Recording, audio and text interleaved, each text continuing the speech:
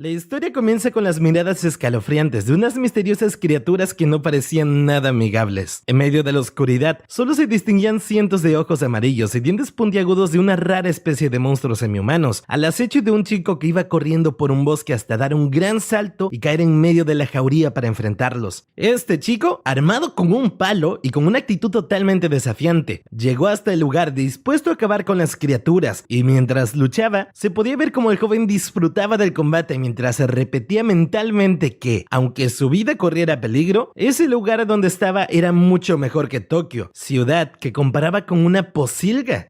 Acto seguido, pasamos a una ciudad y desde la estación del tren vemos a un chico caminar cabizbajo entre la multitud, aparentemente para dirigirse a la escuela. Luego, vemos estudiantes llevando una vida normal de colegio, quejándose de tener educación física a primera hora, recibiendo clases, hablando de romances y otros temas propios de adolescentes. Mientras, de forma muy efímera, se va mostrando un nombre de algunos personajes haciendo diversas actividades, pero sin destacar a ninguno. Por su parte, el chico que estaba en la estación del tren seguía deambulando cabizbajo por todo el colegio. Iba con su mochila en la espalda y topándose con algunos estudiantes, pero sin detenerse. Solo tuvo una pequeña interacción con alguien que intentaba acomodar sus teléfonos en un trípode para hacer una transmisión y fue solo para decirle que tuviera más cuidado. Tiempo después ya era de noche y vemos al chico al parecer en su hogar, muy emocionado jugando videojuegos. Luego se tiró en la cama, contento tras su triunfo, pero de repente su expresión pareció ser más melancólica, después de ver una fotografía en la pared donde habían 3 niños abrazados. Acto seguido, el joven se sentó y pudimos verlo aparentemente mandando varios SMS con su celular. Al día siguiente, el chico, quien es el protagonista de esa historia, estaba en clase y el profesor al terminar de dar la lección le encargó borrar la pizarra. Y acá nos enteramos que su nombre es Yusuke Yotsuya. Mientras él se ocupaba de la tarea, a su lado pasó Shindo, una rubia hermosa a quien ya habíamos visto antes como una destacada jugadora de tenis, buena estudiante y recién seleccionada como modelo de Petit Lemon. Poco después, mientras la rubia pasaba al lado de Yotsuya, él mencionó su nombre y ella la respondió pues le había escuchado. Él entonces volteó a verla, pero al final decidió seguir con la tarea que le había encomendado su maestro. Mientras, recordaba que la noche anterior había estado viendo las fotografías de la muchacha en el catálogo de la tienda de ropa y accesorios, donde ahora ella era una modelo, repitiéndose lo linda que era y que ambos estaban en mundos totalmente distintos. Por su parte, Shindo fue con una compañera y mientras conversaban, notaron que nuestro prota las estaba escuchando. Él, al verse descubierto, se puso nervioso y rápidamente retomó su tarea. Tiempo después, nuestro prota estaba con un profesor que le reclamaba por ser el único estudiante que hasta el momento no había presentado sus planes para el futuro. Mientras, le sugería que como él era un buen corredor, podría aplicar una preparatoria deportiva. Él aceptó el llamado de atención, pero se distrajo al darse cuenta de que Shindo y las compañeras de antes les estaban observando y pensó en lo inusual que era ver a ambas chicas juntas. Por su parte, el profesor le insistía con el mismo tema, pero el chico solo pensaba que lo único que deseaba era ir a su casa y jugar videojuegos. Por esa razón le respondió que, aunque ya lo había pensado, aún no se le había ocurrido nada y que no le interesaba la escuela. El profesor entonces comenzó a darle una serie de consejos, entre los que destacaba mucho que él no iba a tolerar la vida en la preparatoria si no tenía amigos con quienes abrirse, ya que estaba acostumbrado a no decir nunca lo que realmente quería. Por su parte, el chico se sorprendió al ver que el profesor realmente lo conocía bien, pero le respondió que buscaría una preparatoria regular como primera opción. Poco después, Yotsuya se encontraba nuevamente borrando la pizarra. Mientras aún seguía ensimismado, el muchacho se giró hacia la puerta, diciendo que él estaba al tanto de que era el encargado de cerrar. No obstante, cuando miró se dio cuenta de que estaba solo en el salón de clases y se preguntó cuándo se habían ido los demás. A partir de allí empezaron a ocurrir cosas extrañas. Al fondo del salón se cayó una cesta atrapa mariposas. A través de la ventana de la puerta se visualizaban sombras de personas corriendo y en el pizarrón comenzaron a dibujarse flores de colores y 3 pequeños muñequitos con los brazos estirados. Seguidamente, todo el lugar se llenó de colores brillantes, como si un círculo mágico se hubiera activado, y mientras nuestro prota trataba de entender qué era lo que estaba pasando, comenzó a desintegrarse para luego aparecer cayendo desde un hermoso cielo azul. El chico cayó en un lago y antes de que pudiera encontrarle sentido a todo, fue sorprendido por una terrorífica criatura que también estaba en el lago. Asustado, el muchacho comenzó a nadar rápidamente y luego escuchó que lo llamaban por su nombre desde el puente que estaba sobre el lago. Al fijarse, descubrió que se trataba de Shindo y su compañera, quienes lo habían visto en el agua y se alegraron de ver que por fin había llegado un chico al lugar. Él mencionó el nombre de Shindo, sorprendido, y ellas bajaron a esperarle a la orilla del lago. Una vez que se encontraron, la otra compañera se presentó como Hakosaki y él les preguntó qué diablos está ocurriendo. Shindo entonces le dijo molesta que estaba por aparecer un tipo pervertido al que le faltaba media cabeza, que se calmara y escuchara. Luego todo se oscureció y detrás del joven apareció efectivamente un hombre gris con media cabeza, una estrella negra cubriendo sus genitales y un par de manos negras tapando sus pectorales. El extraño sujeto saludó de forma juguetona a Yotsuya, mientras colocaba una mano en su hombro, y nuestro prota al verlo no pudo evitar asustarse. Entonces el sujeto se presentó como Game Master. Yotsuya no podía creer que el sujeto tuviera solo media cabeza, y en medio del susto, Game Master procedió a explicar las reglas, señalando que en esta ocasión había un nuevo integrante. Las chicas lo acompañarían en el proceso. Acto seguido, les asignó la misión de cumplir con la petición del jefe de la aldea en menos de 14 días. Yusuke siguió gritando exigiendo no ser ignorado, pero Shindo lo golpeó molesta obligándole a escuchar a Game Master. Por su parte, el sujeto les dijo que los monstruos de ese mundo estaban listos y dispuestos a matarlos en cualquier momento. Mientras nuestro prota se sobaba el golpe, se dio cuenta de que realmente no le había dolido. Game Master siguió dándoles instrucciones y les mostró una tabla de anotaciones donde se podía leer: vencer un goblin, descubrir 2 asentamientos y cumplir petición del jefe. Mientras, les decía que quedaban 8 pasos para terminar, que cada vez que culminaran un paso, sumarían un nuevo miembro al equipo y que el último paso deberían completarlo con 10 miembros. Luego finalizó diciéndole a nuestro prota que sus compañeras luego le hablarían de las recompensas de cada paso. Acto seguido, el sujeto gris presentó a las compañeras de Yotsuya, mientras las veíamos transformarse en nuevos personajes. La primera en cambiar fue Yu Shindo, quien durante la presentación mágicamente reemplazó su uniforme escolar por el de una hechicera y así fue introducida como hechicera del viento. A su lado también se visualizó una ventana del estado. La siguiente fue Kusue Hakosaki, quien pasó a ser una guerrera espadachina y a quien también le apareció una ventana del estado. Culminadas las presentaciones, Game Master hizo girar una ruleta para determinar la ocupación de nuestro prota, mientras las chicas rogaban que fuera un guerrero. Yotsuya estaba alterado y les preguntó por qué era tan importante eso, y antes de recibir una respuesta, la ruleta se detuvo en granjero, lo cual decepcionó a las muchachas. Acto seguido, Game Master se despidió. Todo el lugar se aclaró y las ropas de Yotsuya cambiaron mágicamente, por lo que pasó a estar vestido como un granjero, mientras a su lado también apareció una ventana de estado que lo ubicaba en el rango 1. Las chicas, por su parte, seguían bastante tristes por la ocupación de su nuevo compañero, quien volvía a exigir explicaciones de lo que estaba pasando. Ya más calmados, todos conversaban sobre lo que estaba pasando. Shindo contó que ella al principio la llevaron a ese nuevo mundo sin previo aviso, y una vez completó su primera misión, pudo regresar al mundo normal, aunque Game Master luego le dio otra misión. Esto sorprendió a Yotsuya porque concluyó que Shindo había recibido misiones estando en su casa del mundo normal. Hakosaki entonces aprovechó para contar cómo un día caminando por la calle, Shindo se le había acercado un poco molesta a pedirle que fuera su amiga. La rubia intervino explicando que Game Master se lo había solicitado por sorpresa como una nueva misión, y la siguiente vez que regresó al mundo, Kusue también estaba allí. Luego ambas lograron regresar a casa, pero para esa vez, Game Master les dijo que ahora debían estar a solas con Yotsuya, por lo que concluyeron que el siguiente sería él, y que la tarea era sencilla ya que él debía cerrar la escuela. Sin embargo, fue exasperante ver cómo antes de quedarse solo, el profesor se extendía regañándolo. El chico por su parte sentía vergüenza de lo que le estaban contando sus compañeras, y al mismo tiempo palpaba todo a su alrededor para darse cuenta de que nada de esto fuese un sueño. Las chicas entonces le dijeron que para saber qué arma poseía él, debía cerrar los ojos, y efectivamente, al hacerlo, en la mente del chico apareció un cuadro que le indicaba un asadón como arma. Las muchachas luego le explicaron que ese cuadro se podía manipular tal cual como si fuera un celular, agregando que el arma que veía allí era lo único que podía blandir. Al seleccionarla, dicha arma apareció en las manos del chico, y para decepción de todos, era muy pequeña. Pero al final entendieron que el ser un granjero, eso era lo que le correspondía. Luego llegaron a un registro virtual de eventos, y ellas le explicaron al chico que, al tocarlo, él podría ver los acontecimientos que se habían guardado. Así que nuestro prota procedió a hacer lo propio, y el primer evento que apareció fue cuando Kusue llegó a ese mundo y estaba triste porque no se sentía capaz de ejecutar la primera misión. Mientras, Shindo la consolaba. Hakusaki se avergonzó al ver eso, pero la rubia le contó que ella había pasado el primer día caminando llena de pánico y sin sentirse capaz de lograr nada, pero que cuando se convenció que lo que estaba viendo era real, decidió actuar. Hakusaki por su parte le dijo al prota lo tranquila que se sentía con él en ese mundo, y el chico infirió que al terminar cada misión podían regresar a su mundo normal. En ese momento aparecieron los primeros Goblin, las cuales eran las extrañas criaturas semi-humanas con las que iniciamos esta historia. El chico entonces confirmó que los Goblin eran reales e hizo aparecer su arma, pues aunque no había elegido estar en ese lugar, tampoco estaba dispuesto a dejarse matar, así que se puso en guardia. Lamentablemente, en el primer ataque del Goblin, a quien se enfrentó con un solo movimiento, rompió el arma de nuestro prota, mientras sus compañeras también se mofaban de él. Acto seguido, la hechicera hizo aparecer su arma, se acercó a la criatura y le demostró al prota que ella tampoco podía hacer nada, pues la magia de su báculo solo podía mover el aire. Además, añadió que aún era de un nivel muy bajo y no podía ayudar, así que tranquilamente se retiró. Yotsuya entonces pensó que una espada sería útil, pero al buscar a Hakusaki la vio escondida tras un matorral, pues estaba aterrada. Al final, la guerrera espadachina solo atinó a arrojarle la espada al Goblin, lo cual apenas le hizo daño. Esto hizo que nuestro prota la regañase y después intentó tomar la espada, pero no tuvo éxito, ya que solo el usuario de un arma podía blandirla. El joven no perdió tiempo y al comparar todo con un videojuego, volvió a empuñar un nuevo asadón, dirigiéndose con velocidad hacia el Goblin. Sin embargo, este le pegó un mazazo al muchacho, dejándolo sin vida. De hecho, Yusuke se volvió un espíritu y pudo ver su cuerpo tirado en el piso. Pero antes de poder pensar en algo, revivió, y Shindo le explicó que si moría, su retorno se reproducía a los 30 segundos. Esto le dio una idea al joven, quien pensó que si la muerte no era un problema, había oportunidades de ganar. De inmediato comenzó un nuevo combate, y Yotsuya le pidió ayuda a la hechicera mientras buscaba vencer a los Goblins por medio del desgaste, valiéndose del hecho de tener vidas infinitas. Finalmente, el grupo logró derrotar a todos los enemigos, y aunque las chicas intentaron mofarse de él, Yusuke les respondió que si así fue su primera misión, se sorprendería de que lo hubieran superado. Ellas entonces le explicaron que todo fue posible gracias a su perseverancia. Claro, siempre y cuando una de las dos siguiera con vida. Y fue acá cuando le aclararon que si todo el grupo moría al mismo tiempo, la muerte se hacía real. Al caer la noche, el trío estaba acampando y nuestro prota decidió revisar su arma en el sistema, dándose cuenta de que seguía rota. Fue entonces que aprovechó para preguntar por las recompensas, y Shindo le dijo que por cada misión completada se ganaba el derecho a hacerle una pregunta al Game Master. Yotsuya quedó contento con la respuesta, pero Kusue le comentó que ella primero preguntó por qué la había seleccionado, y Game Master le dijo que alguien que ella ya conocía la había elegido. Su segunda pregunta fue de dónde venía él, y la respuesta del sujeto gris fue que venía de un futuro distante. Ambas respuestas dejaron a nuestro chico pensativo, tratando de analizar sus significados. Acto seguido, los muchachos se turnaron para hacer guardia mientras descansaban, pero Yusuke estaba inquieto, pensando en qué podía preguntar él, y recordando que si todos morían al mismo tiempo, morirían en el mundo real, aunque nuestro prota no podía estar seguro de ello. Eso fue lo que había interpretado, por lo que era mejor no averiguarlo. De pronto nuestro prota escuchó los gritos de sus compañeras, y cuando llegó al lugar donde estaban, encontró todo incendiado. Kusue tenía la mitad del cuerpo quemado y la rubia estaba siendo tragada por una criatura semi-humana gigante. Sin embargo, antes de ser devorada, Shindo le dijo que huyera, pues no tenían oportunidad de ganarle. Yotsuya de inmediato tomó a Kusue por el brazo y echó a correr lejos del lugar, pero cuando estaban a salvo, algo extraño sucedió, pues Kusue no se regeneró del todo. El brazo que se había comido la criatura le quedó incompleto, y eso hizo que temieran que la rubia no volvería. Yotsuya entonces abrió su ventana de estado, y aunque vio que había alcanzado el rango 4 como granjero, su capacidad de ataque era casi nula. Luego miró los stats de Hakusaki y notó que seguía siendo rango 1 y no podía hacer nada sola. Después chequeó el mapa del sistema para ver los lugares transitados y se dio cuenta de lo que les faltaba para completar la misión. Así que, como era imposible derrotar a la criatura gigante, concluyó que la opción más factible era seguir adelante sin Shindo. De este modo, los chicos llegaron a una aldea donde fueron bien recibidos como héroes. Kusue entonces le explicó a Yusuke que así era como los llaman en ese mundo, y al muchacho le agradó sentirse como en un videojuego. Luego llegaron con el jefe de la aldea, quien les explicó que un troll andaba robando en los alrededores de la misma, misma y que su misión era acabar con él y poner a todos los aldeanos a salvo. Obvio que esto sorprendió a los jóvenes, pues se trataba de la misma criatura que se había comido a Shindo. Yotsuya se exasperó, pensando que mejor hubiera sido quedarse con Shindo, ya que Kusue era una inútil, dado que ni siquiera sabía usar su espada. Por esa misma razón, le dijo que mejor esperara en la aldea y que él iría a subir de rango. No obstante, ella no lo aceptó, pues también quería ayudar a su amiga. Él insistió, pero al final, nuestro prota accedió a las peticiones de la chica y en el camino recordaba sus videojuegos, pensando que a pesar de que su vida corría peligro, ese lugar era 1000 veces mejor que la posilga de Tokio.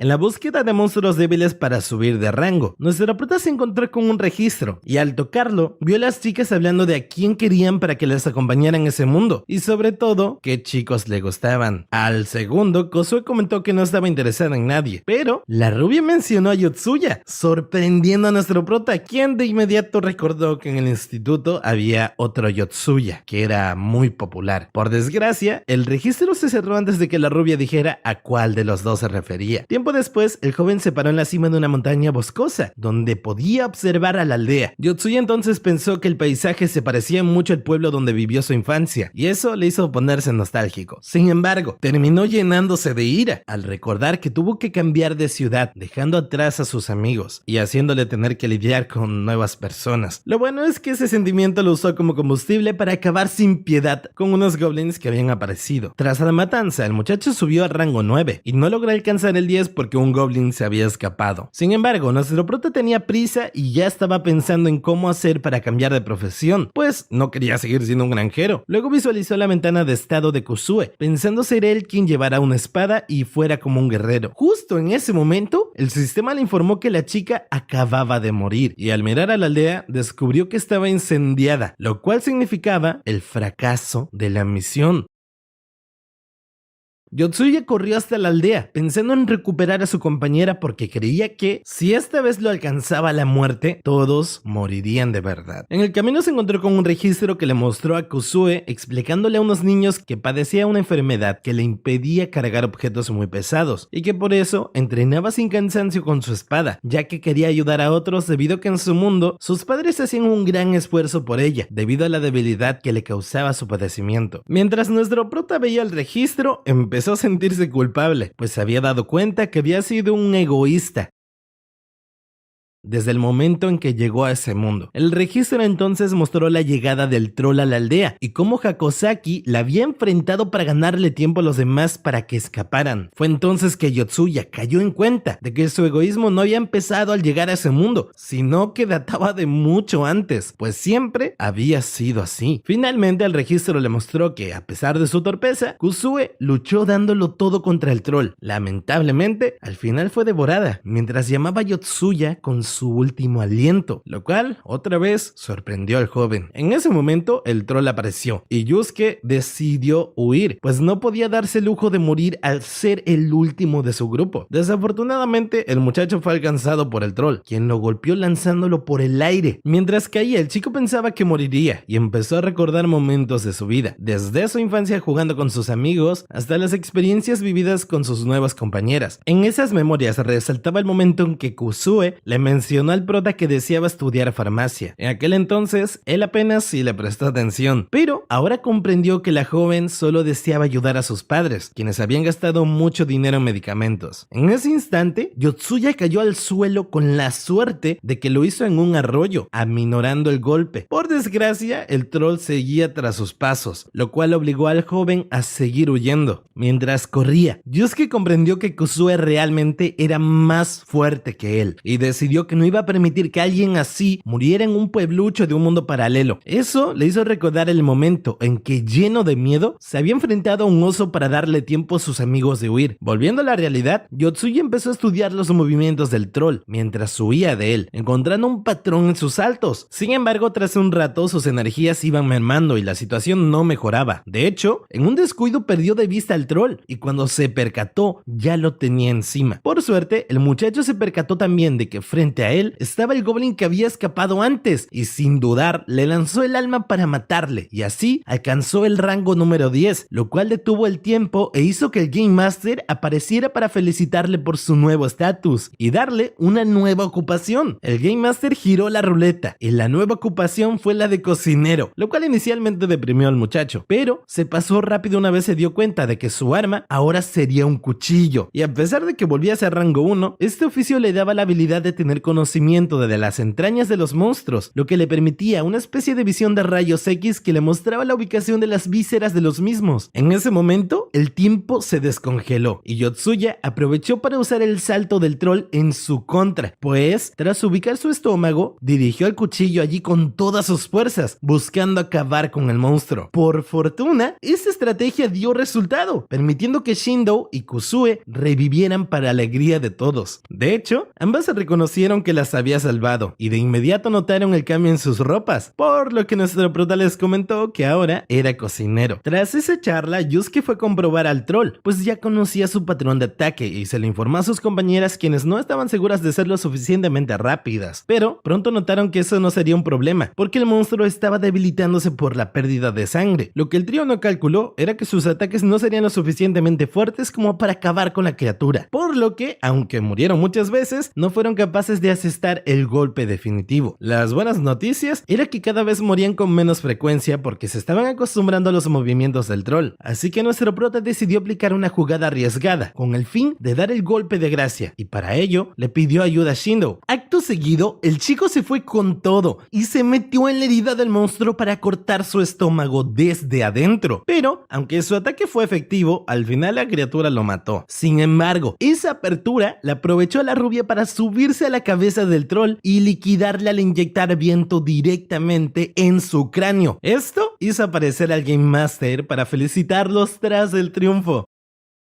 Además, Kusue subió de rango 1 a 4, Shido de 3 a 5 y Yotsuya de 1 a 5, lo cual no le agradó mucho a la rubia, quien le preguntó a nuestro prota cómo había hecho para subir tan rápido y en 2 oficios. No obstante, Game Master les interrumpió porque era el turno de Yusuke para hacer su pregunta de recompensa, y tras meditar las preguntas que anteriormente habían hecho sus compañeras, él eligió saber qué pasaría una vez completaran el 10º y último desafío. Game Master le dijo que les mostraría la versión de lo ocurrido en el mundo, y comienzan a aparecer imágenes de la ciudad donde los chicos vivían en el mundo real, solo que devastada y asediada por un monstruo gigante que estaba siendo combatido por ellos mismos. Lamentablemente, el trío casi no tuvo tiempo de reaccionar porque de inmediato se encontraron de vuelta en el mundo real, al mismo salón de clases donde habían sido teletransportados y a la misma hora de cuando ocurrió el evento. Para Yotsuya aquello fue una sorpresa, pero la rubia ya estaba acostumbrada, así que sugirió seguir con las actividades normales hasta que volvieran por ellos, lo cual podría ser en un par de semanas. No obstante, Kusue había quedado en shock tan solo de pensar en el gran monstruo al que más adelante debían enfrentarse. Al final, la rubia se fue a su práctica de tenis, pero antes le agradeció al prota por haberla salvado, dado que era muy importante para ella el torneo que estaba por jugar, y también le encomendó proteger a Kusue. Después, Yotsuya y Kusue se fueron juntos, y mientras conversaban, el chico no podía creer que estuviese hablando con una chica. Además, recordó que de no seguir las misiones, esa ciudad que tanto odiaba quedaría devastada por lo que se avecinaba. Ya en casa, Kusue le comentó por teléfono a Shindo cómo había sido su conversación con Yotsuya durante la caminata, y esto despertó la curiosidad de la rubia, que entusiasmada comenzó a averiguar sobre la vida del chico. Mientras tanto, él se encontraba trotando por la ciudad, maldiciendo todo a su paso, porque preferiría hacerlo en montañas, y estaba pensando que ese entrenamiento era para estar en condiciones de defender la ciudad que tanto odiaba, pero que era lo que le deparaba en el futuro. No obstante, su rutina fue interrumpida por una llamada telefónica de Game Master, quien le encomendó como siguiente misión coquetearle a una chica que el sujeto iba a indicarle. Poco después, nuestro prota, sin colgar la llamada, llegaba a una escuela desconocida para él, a la cual se vio obligado a entrar sigilosamente bajo la advertencia de que que su éxito o fracaso repercutiría en la siguiente misión. Game Master guió al muchacho hasta el baño de mujeres y al entrar se encontró con unas muchachas tratando de desnudar a otra mientras le grababan. Game Master entonces le indicó que debía filtrar justamente con la víctima y Yotsuya no podía creer que su primer ligue sería en esas condiciones. El grupo de féminas se sorprendió al verle, aunque él trató de actuar con naturalidad a pesar de sus nervios. Sin embargo, pronto cayó en cuenta que las bullies podrían haberle tomado fotos ya a la chica y de inmediato comenzó a arrebatarle los teléfonos celulares aunque no los estuvieran usando con el fin de romperlos, evitando así la posible difusión de imágenes de la víctima y ganando más puntos con ella. Por cierto, hay que resaltar que el joven estaba emocionado porque tal vez estaba a punto de tener su primera novia. Tras el ataque, las bullies huyeron despavoridas, amenazándolo con la policía y él salió del lugar escoltando a la víctima, quien se sentía incómoda por su presencia. Yotsuya iba contento pensando que estaba haciendo todo bien y entonces le preguntó a la joven si sufría acoso escolar, pero ella le explicó que aquello había sido una venganza, pues en una red social ella había hablado mal de la muchacha que le estaba grabando. Claro, la víctima aclaró no había mencionado ningún nombre, pero igual la otra supo que se refería a ella. Acto seguido comenzó a llorar y antes de huir le recomendó un videojuego al chico donde encontraría tips para ser más popular con las mujeres. 2 semanas después, nuestro prota estaba jugando ese juego y lamentándose por haber desperdiciado todo ese tiempo en ello. Aunque antes de que pudiera hacer nada más, fue transportado al mundo de fantasía donde se encontró con Shindo y Kusue y donde también apareció la muchacha a la que había rescatado en el baño del otro instituto. La nueva chica estaba en shock por toda la experiencia, lo cual es normal, y casi de inmediato apareció Game Master, quien tras girar la ruleta la presentó como Yuka Tokitake. Poco después la carta jugadora obtenía el oficio de maga de fuego y Game Master le señalaba a todos que a partir de ese momento el periodo de resurrección sería de 40 segundos y no de 30, aumentando la dificultad. Acto seguido les indicó que para la siguiente misión deberían explorar un 5% del mapa y llevar los bienes a un tal Radorpo en un tiempo límite de 40 días. Una vez Game Master se marchó, Yuka le reclamó al prota por haberla secuestrado, alegando que la otra noche no había llegado a ella por casualidad, y después la acusó de acosador y depravado, sin darle opción a defenderse. En ese momento, la rubia decidió tomar el mando para calmar la situación, pero la nueva jugadora las convenció a ella y Kusue de que Yotsuya instalaba cámaras en los baños de las chicas,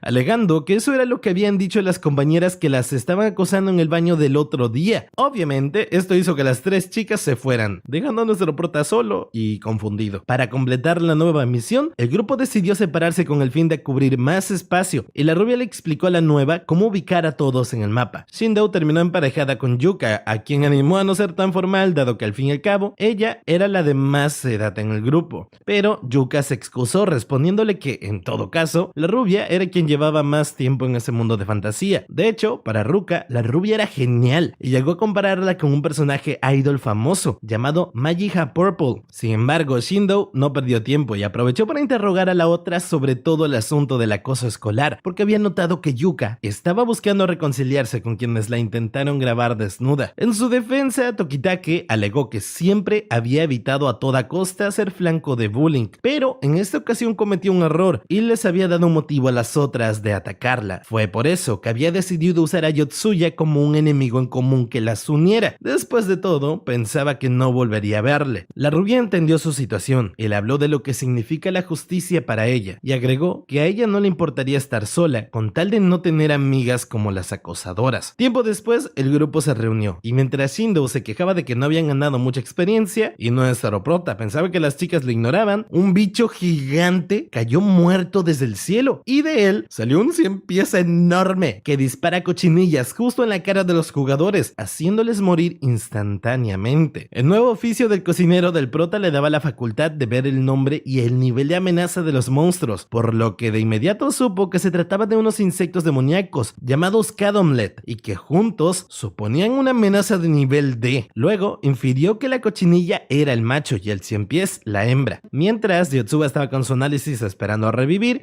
Yuka decidió decidió atacar. La nueva no estaba segura de qué estaba haciendo, pero sentía que había llegado su momento, ya que desde pequeña siempre había querido tener poderes mágicos, y por eso admiraba a los personajes de Magica Pink y Magica Purple. La nueva entonces decidió hacer sentir orgullosa a su yo de la infancia, y trató de usar su poder de llama carmesí, llamado Magica Fire. Lamentablemente, aunque tenía toda la determinación de atacar, al ser de rango 1, su poder apenas si lograba subir la temperatura de 20 grados en un rango de 10 centímetros, agotando todo su maná en el proceso. Esa revelación sorprendió a Yuka, quien terminó recibiendo una cochinilla en la cara y muriendo en el acto. En ese punto, Yusuke finalmente revivió y se dio cuenta de las limitaciones de los poderes de la nueva, mientras pensaba que no entendía que las chicas le ignoraran por haber ayudado a alguien. Fue entonces cuando cayó en cuenta de que Yuka le había aconsejado de cómo ser popular, porque no le había causado una buena impresión, lo cual le hizo ponerse histérico pagando su rabia contra los cochinillas. Mientras tanto, las chicas no dejaban de reconocer y admirar las cualidades de nuestro prota, e incluso Yuka admitió que el muchacho poseía un encanto inesperado. Poco después, Yotsuya había acabado con las cochinillas y le había cortado todas las patas al 100 pies, pero el monstruo seguía vivo. Por esa razón, Yusuke le pidió ayuda a Kozue para matar al 100 pies sosteniendo junto su espada con el fin de saltar la restricción de que solo el usuario del arma podía tocarla. De esta forma, ganaron la batalla, lo cual hizo que nuestro prota llegara al rango número 7 y Hakusaki al rango número 6. Más tarde en la noche, mientras Shindo dormía, empezó a soñar en el momento en el que conoció a Sayuri, una chica mayor a ella que le había brindado su amistad y protección en un momento difícil, y quien luego había terminado muriendo en extrañas circunstancias. La rubia entonces se despertó algo alterada, y Yotsuya al verla así comprendió, pues recordó que ya la había visto llorando en uno de los registros, y esa imagen contrastaba con la forma en la que ella se comportaba normalmente, siendo la reina del instituto. Nuestro prota entonces se acercó a ella y le comentó que la había visto llorar en un registro, haciendo que Shindo reconociera que era alguien observador, para luego pedirle ayuda de forma desesperada. Shindo, desde el jardín de infancia, era conocida como una niña problemática, pero su conducta cambió cuando conoció a su amiga Sayuri. Lamentablemente, pasando un tiempo, esa amiga se había suicidado saltando desde un edificio porque sufría acoso escolar y no tenía con quién hablar de su problema. Luego, cuando la rubia llegó a la primaria, también fue víctima de bullying por los propios profesores por ser hija de un delincuente de la ciudad. Sin embargo, sus amigos la protegieron y desde entonces la chica entendió que ella misma podía cambiar su realidad y que era responsable de mejorar su propio mundo para no terminar como Sayuri. No obstante, en ese mundo de fantasía, la chica sentía que lo perdería todo y como no estaba dispuesta a morir allí, le suplicó ayuda a Yotsuya. Al amanecer, todo el grupo fue a la aldea que anteriormente había sido atacada por el troll y se extrañaron al no ver a nadie. Entonces, un aldeano que cabalgaba por allí les explicó que hace varios años todos se habían ido del lugar, con lo cual Yotsuya dedujo que el tiempo en ese mundo transcurría mucho más rápido que en el mundo normal. Esa información llenó de preocupación a Kozue, tras acordarse de un pequeño que ella había conocido en la antigua batalla. El aldeano luego les contó que Radorpo se ubicaba a 30 días a caballo desde donde estaban actualmente, y al verlos desanimados por no contar con el equipo para el viaje, les recomendó participar en un torneo de artes marciales que se realizaría en Cortonel, donde el premio sería justamente 3 caballos. Los jóvenes entonces lo tomaron como el primer objetivo de la misión y se aventuraron al torneo, pero para asegurar el triunfo decidieron subir de nivel matando goblins. Tiempo después, mientras se adentraban en el bosque, un grupo de pandilleros les atacó y cuando Yotsuya quiso defenderse atacando con su cuchillo a su agresor, la voz de Game Master se escuchó indicando que se había detectado una agresión contra humanos, así que le bajaría experiencia, por lo que el rango de nuestro prota bajó de 9 a 8. El grupo entonces optó por huir, pero mientras emprendían la partida, Shindo intentó contener a los bandidos con su magia, pero estos la atraparon, y cuando sus compañeros se dieron cuenta, ya era demasiado tarde, por lo que Yotsuya decidió continuar el camino, alegando que mientras alguien del grupo se mantuviera con vida y llegara al final, la seguridad individual no importaba tanto. Después de todo, si ganaba uno, ganaban todos, así que no había tiempo que perder y debían seguir adelante, pues la mejor forma de ayudarla era cumpliendo la misión. Lamentablemente para nuestro prota, las chicas cuestionaron su decisión y decidieron ir a ayudar a la rubia dejando solo al chico. Incluso en el camino, Yuka le dijo a Kozue que se olvidaran de él, porque era un rastrero. Sin embargo, al final todo terminó empeorando, porque mientras Yotsuya seguía su estrategia de subir de nivel matando goblins, se dio cuenta de que sus compañeras también habían sido atrapadas por los bandidos. Eso sí, la estrategia de subir de nivel valió la pena, porque Yusuke Yusuke llegó a rango 10 y volvió a cambiar de oficio, volviéndose un mago biológico. Y aun cuando había vuelto a ser un rango número 1, ahora podía acelerar o desacelerar el metabolismo celular de las criaturas con sus palmas y aumentar o disminuir la capacidad de persuasión con sus palabras o acciones. Lo malo es que nuestro prota no entendía muy bien sus nuevas habilidades y simplemente se sintió decepcionado por la bajada de sus stats. Tiempo después, el muchacho llegó al torneo y en su primera ronda perdió la vida en tan solo 5 segundos de combate, pero pronto resucitó, dejando boquiabiertos a todos los presentes. De esta manera confirmaban los rumores de que los héroes podían revivir. Acto seguido, su contrincante, quien era un caballero, se quitó el casco, revelando que era una chica y que estaba impresionada con el regreso a la vida de nuestro prota. Yotsuya entonces, sin perder el tiempo y a pesar de su derrota, le pidió prestado 3 caballos a la joven, explicándole que tenía que llegar a Radorpo en menos de 35 días. Ella no estaba muy convencida, pero Yusuke se ofreció a hacer algún trabajo que necesitara en un plazo de 5 días, a cambio del préstamo, y la chica llamada Kahabel le dijo que si mataba a un monstruo grande como un troll, podría prestarle uno, pero iba a ser difícil encontrar uno en 5 días. Nuestro prota entonces vio una oportunidad y le ofreció acabar con la pandilla de bandidos, llegando incluso a revelarles la ubicación de su escondite. Sin embargo, al final solo le ofrecieron un caballo, pero el joven vio eso como una esperanza. Al final, decidió que atacarían al amanecer del día siguiente y mientras tanto, la chica se ofreció a ayudarle con sus habilidades de esgrima. Tras un fuerte enfrentamiento, al caer la noche, Yotsuya salió con Kahabel y un ejército a capturar a los bandidos. Poco después, todos llegaron a la guarida y empezaron el ataque.